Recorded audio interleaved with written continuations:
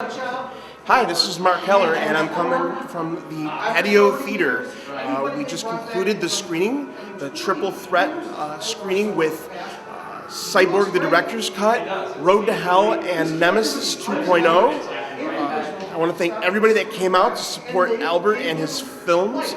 And we got a chance to speak to Albert and discuss everything that he showed tonight, especially Road to Hell, which is a film he's very passionate about. So why don't we go ahead and go to Albert.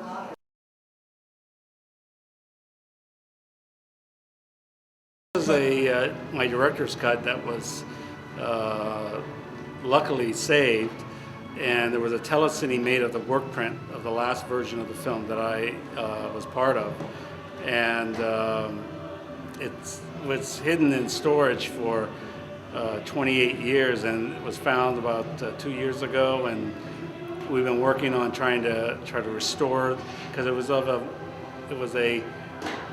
telecine, a VHS telecine of a 35 millimeter one light work print. So you can imagine how poor the quality is of visually and audio, but it has the original score that we had commissioned with Tony Ripperetti and Jim Sad, and that the final release version, Jean-Claude and his team threw that score out and replaced the score, along with a lot of story elements and other things. And so this director's cut is the movie we really shot, and this is actually the movie that got an X rating from the MPAA, and we had to make trims in it to get it passed. So.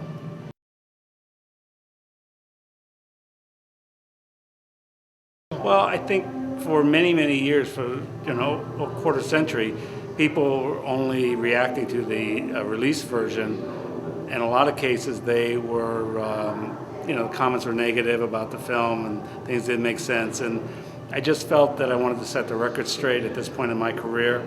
I just wanted people to see the movie that I'd really made, and that sort of fill them in on what happened on the journey of my cut being shuffled aside, me being removed from the film, my editor Roseanne Zingale being removed from the film, and a new editorial team by Jean-Claude came in and took over the film and replaced the music and changed the storyline. And I just didn't want to take. I don't mind taking slings and arrows for the movies that I make, but I didn't want to take unnecessary ones where, I knew clearly that when I saw this director's cut that it was far superior to the release version, and just wanted to see it out.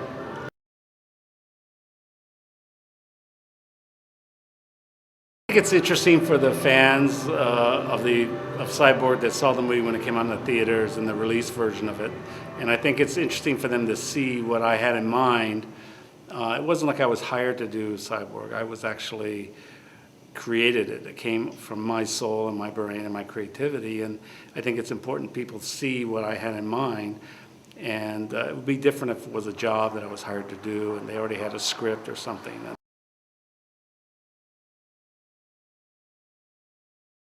Yeah, well, I don't know. I'm pretty personally connected to all the films that I do. Most of them are all emanate from me. I'm not really a director for hire, never have been, and I do movies that interest me and that I think I can bring something to it. And because of that, there was a string of movies in the late 80s to the early 90s where I was removed from the film during the editing because it just wasn't the movie that the studio wanted, the distributor wanted, because generally I'd be pushing the edges of the envelope of how a story would be told, and was sort of experimenting with the form of movies. So.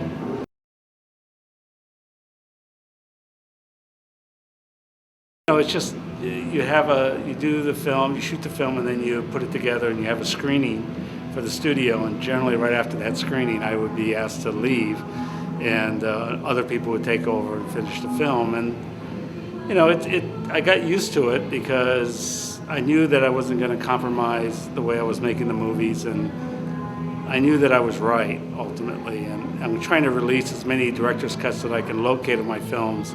Last year I released my director's cut of Captain America, which was very much a maligned movie for 20 odd years, and I was lucky enough to find that I had the original 35 millimeter work print and was able to transfer that and get that out. And I think people saw what I was trying to do and looked at the movie in a different context.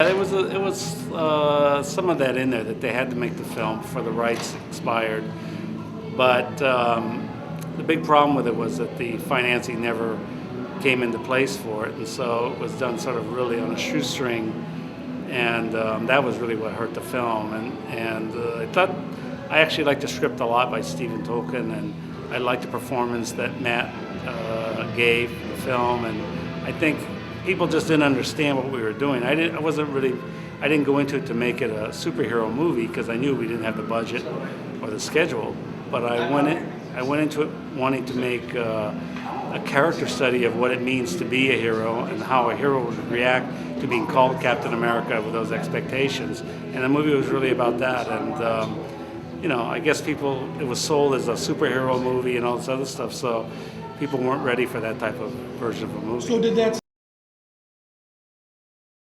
When we showed them my film, they just went, "Oh my God," because it was a character movie instead of an action movie. And I grew up on Captain America, so I loved him, and there were aspects to the Steve Rogers character that I thought were really interesting, and much more interesting than him, throwing his shield and things like that. So that was.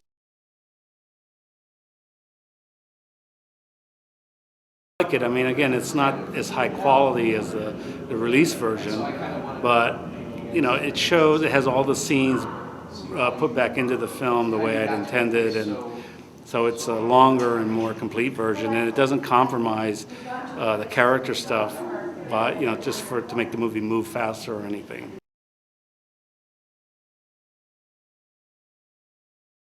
At KernanPictures@gmail.com, you can get a copy of that, and it worked really well. We played it last year before the new Captain America came out, and we had sold out audiences, and they really liked it a lot. And because again, I think the context of it was different. People had grown up on it when they were kids in the '90s, and by the time that they came to the screening last year, I think they were just more evolved as film goers too. They weren't 10-year-old kids anymore. They were young adults, so their expectations were different, and the kind of movie they could watch would be different.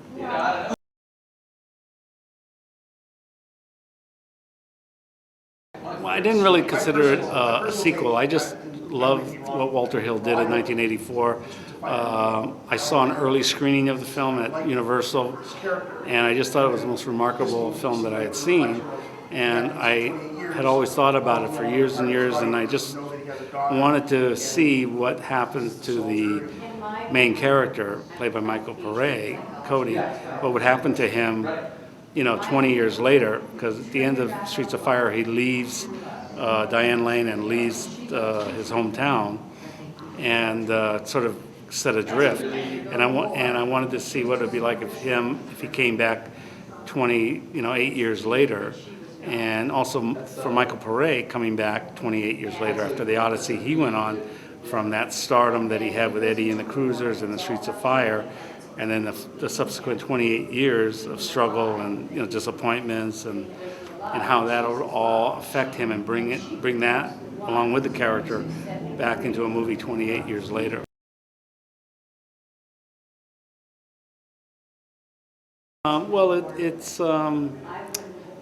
The movie's sort of built around Michael Pare trying to get back home and the obstacles put in his way. But you also see why he had to leave town, because there's aspects of him that are deeply troubled and twisted and dark, and he's a damaged soul from all the wars that he fought as a soldier, and he just never could come home because I don't think he ever felt clean enough or whole enough to come home. And he discovers as he gets closer to coming home that he has a daughter that he didn't know about, and he tries to reunite with her, and she's holding a concert that night in the same city and doing the two songs that Diane Lane did in the film, the Jim Simon songs. Tonight is What It Means to Be Young and Nowhere Fast. And so I just thought it was a full circle thing with Michael, and he brings a lot of emotion, I think, to it and depth, and it's a different kind of movie. It's also very experimental. I try to do what Walter Hill did in the early '80s, with really shaking the foundations of how narrative film was going to be. I wanted to say, okay, in 2013, this is how we were going to, we were going to try to do the same thing, shake up the form and shake up how a movie can be told, and to use music and rock and roll as a thread that connects the whole narrative.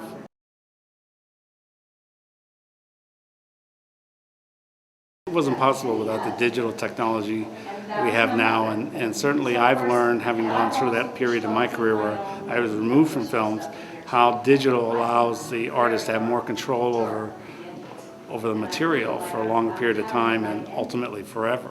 So this movie couldn't have been done without it, and I use the digital technology the way Walter Hill used creative editing and camera back in the early 80s. We try to just emulate that creativity, but in a different, more contemporary way. So I think the audiences will like it. It's much darker, as you would expect for meeting these characters years later. This isn't like a movie where you leave characters and you bring them back and it's a happy thing, and it's like they just start the same adventure all over again. This is really about what happens to people when they leave their town or leave their love and leave their lives, and what happens to them while we're after the movie's over and the end credits are rolling. This character had to continue his life for the next 28 years, and we see the end result of that. And digital allows me to make the movies at a price point where I can independently finance them, and I don't have to deal with the studios or distributors, because they're really they're necessary, but they're not integral to getting the film made any longer. So for me, it's very liberating. Love Chicago, love the triple event. I think Mark Heller and Galactic Force have done a great job, and we hope to take this on the road across the whole country. I want to thank Albert for coming to Chicago and bringing his films. I want to thank everybody who came here tonight to support the event and to support Albert. And I want to thank the Patio Theater for allowing me to host this event in their beautiful theater. And we look forward to future events. Thank you.